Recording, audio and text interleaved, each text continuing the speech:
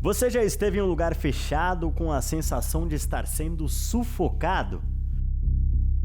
Você já esteve em um lugar muito alto a ponto de suas pernas paralisarem?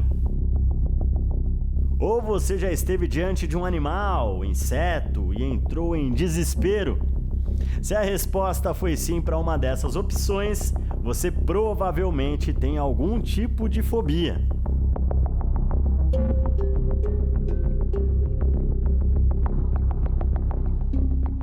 Pode até parecer frescura para alguns, mas fobia é algo sério.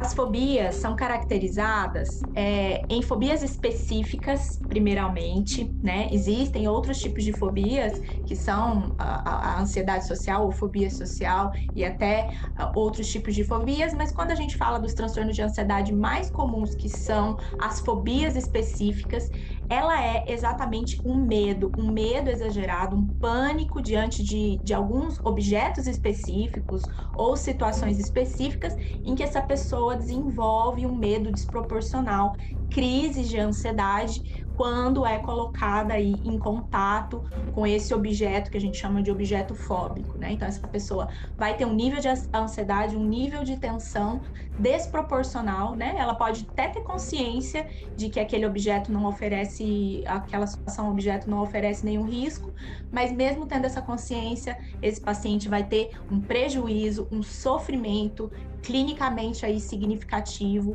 na vida dessa pessoa. A senhora tem ou já teve algum tipo de fobia?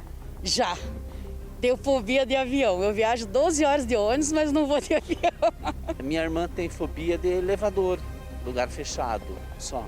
Ela não consegue andar. Não. Ela não pega elevador de jeito nenhum. Eu já vi muito já.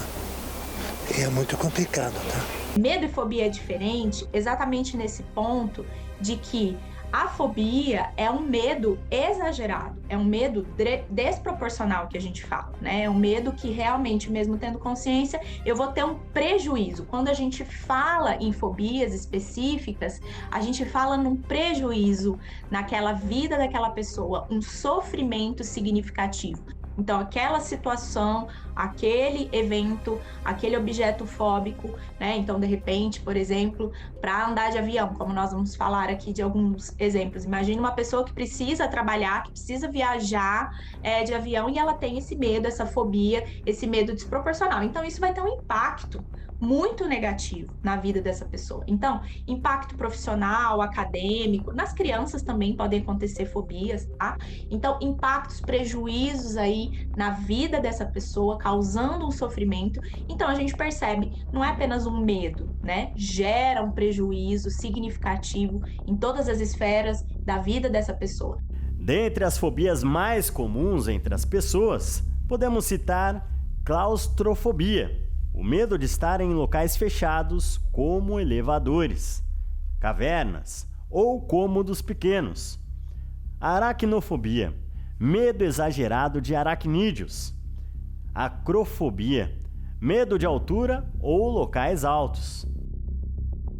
Courofobia, medo de palhaços. E a zoofobia, caracterizado por medo de animais específicos. As fobias, existem vários transtornos de ansiedade, tá? As fobias, elas são caracterizadas como um transtorno de ansiedade. A gente tem vários transtornos de ansiedade. Os exemplos que mais os pacientes acabam procurando ajuda é realmente, assim, elevador, né? Altura e também avião. Por quê? Porque isso gera um impacto muito grande para essa questão do trabalho, enfim, na vida social. Mas existem diversos outros exemplos com várias características graves também. Então, por exemplo, animais, cachorro. Algumas fobias podem até parecer curiosas ou cômicas, como palhaços e outras coisas. Conhece alguém que tenha fobia? Conheço, minha mãe. Qual é a fobia dela? Ela tem medo de borboleta, bichos que voam assim, sabe? Não pode chegar perto. Se ela, por acaso, estiver em algum ambiente que esses bichos comecem a sobrevoar sobre ela, ela entra em pânico, ela grita, ela sai de perto? Sai de perto. Ela se controla bem, mas já entrou em pânico, assim, sabe? De posar nela, ela sai tirando a roupa, assim. Em alguns casos, o medo excessivo pode estar relacionado a algum trauma ou experiência negativa no decorrer da vida. Tenho fobia de altura. Altura... Não pode chegar perto de uma beirada, assim, por exemplo? Sim, de beirada, subir algum morro em cima da árvore, me dá tontura. E o senhor buscou já algum tratamento para isso ou não foi necessário até agora? Acaba evitando os locais assim que são mais perigosos, né, a seu ver, que trazem esse pânico? Evito lugares que me trazem fobia, lugares altos. Quando tinha uns 17, 18 anos, quase caí de um prédio e daí, a partir daquele momento, me deu uma fobia. Uma história, de repente, estressante ou um evento traumático na infância, na adolescência, ao longo da vida, pode desencadear também e somar aí como um fator de causalidade. E os estudos mostram também que características individuais aí de determinadas pessoas, assim, de repente uma história de vida, uma criação que é super protetora, pessoas extremamente preocupadas, que a gente chama assim de neuroticismo, né? Pessoas neuróticas, pessoas extremamente tensas, preocupadas com tudo, que teve alguma superproteção ali ao longo da vida, são personalidades que os estudos mostram que pode desenvolver aí uma vulnerabilidade maior. Então a gente soma vários fatores, traumas ao longo da vida, estresse, ambientes estressores, gatilhos estressores, a herdabilidade genética, e a gente fala então que esse indivíduo tem uma vulnerabilidade maior e acaba desenvolvendo algum transtorno mental e ansioso também, como as fobias. Normalmente é comum as pessoas esconderem esses tipos de medo por receio de constrangimento ou por outros motivos. O problema é que uma hora o indivíduo é colocado frente a frente ao seu principal pavor. Isso aconteceu recentemente com as pessoas que sofrem de aikmofobia. Você sabe o que é? Ontem mesmo eu soube de uma colega minha que foi se vacinar a segunda dose e ela ficou com bastante medo da injeção. Acontece, né, de ter gente com medo de tomar injeção ou de fazer exame de sangue. Sim. Medo de agulha.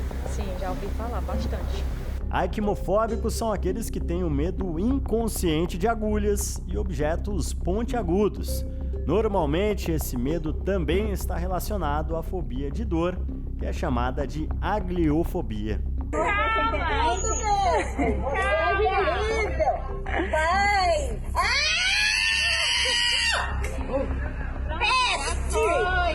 Fica daqui, mano. Fica daqui, mano. Eu vou tombar.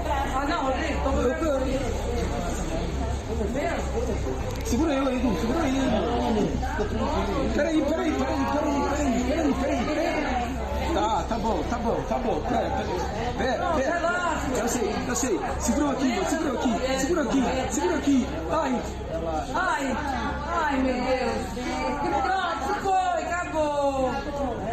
Volta, menino. Volta, logo. Medo de agulha, né? Hoje a gente tem aí bastante gente sofrendo com isso. Então, agulha, ferimento, sangue. Muitas pessoas têm, né? De repente, uma fobia aí para ver algum ferimento, ou até uma fobia realmente de fazer alguma cirurgia, de repente entrou em algum evento traumático aí em hospital, procedimentos, né? Realização de exames. Quantas pessoas não têm uma fobia aí, de repente, que tem, se precisa realizar algum exame.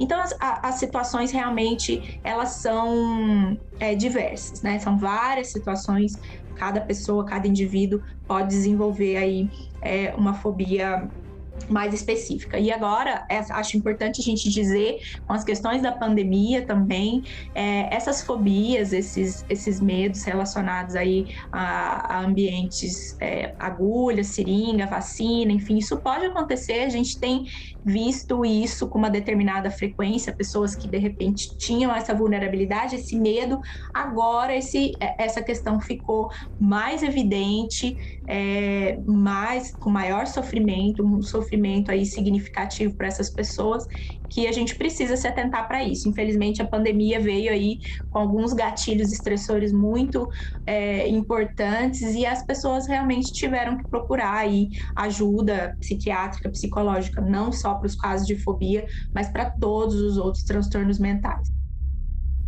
Um dos casos que mais impacta na vida daqueles que sofrem com o transtorno de fobia é a fobia social. Afinal de contas, vivemos em sociedade e é muito difícil não estarmos na presença de alguém. Fobia social é quando a pessoa ela tem no contato social, no contato com o outro, o seu objeto fóbico de medo, de ansiedade. Então, em qualquer circunstância que essa pessoa precise se expor a uma situação social, desde as mais simples, como por exemplo, cumprimentar alguém, receber um elogio, fazer um elogio, ela já sente uma ansiedade extrema, com sintomas físicos também, e a esse quadro onde a pessoa tem uma ansiedade antecipatória, uma ansiedade no momento que a situação social está acontecendo, onde pensamentos de medo, de ansiedade com relação às situações sociais acontecem, é a isso que a gente dá o nome de ansiedade social.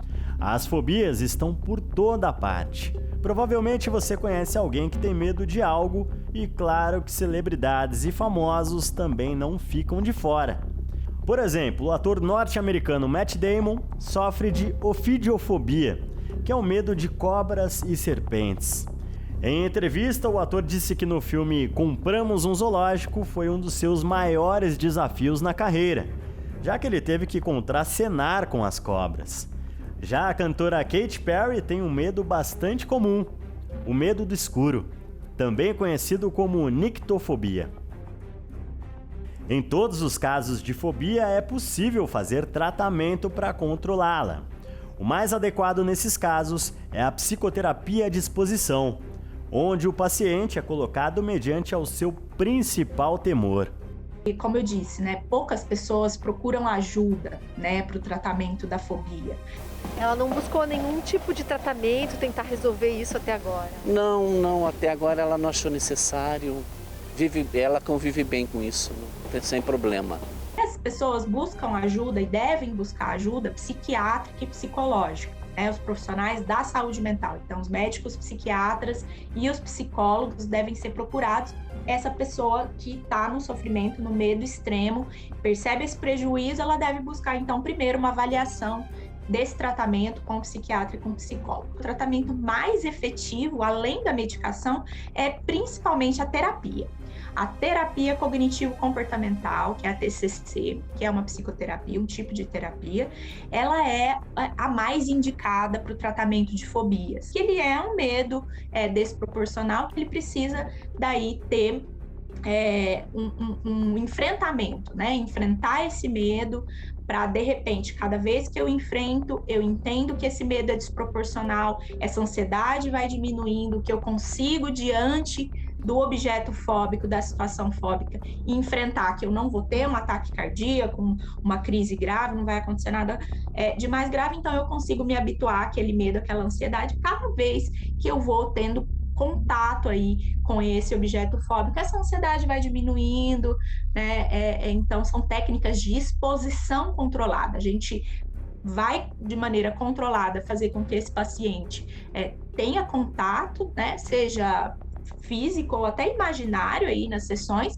com essa questão, com os objetos fóbicos, e ele vai se habituando, ele vai entendendo que essa ansiedade é cada vez menor, e aí a gente consegue tratar essas fobias até o ponto que esse paciente, então, entra em contato com esse objeto fóbico e não tem a crise de ansiedade, que é tão prejudicial. E você? Tem algum medo que parece incontrolável?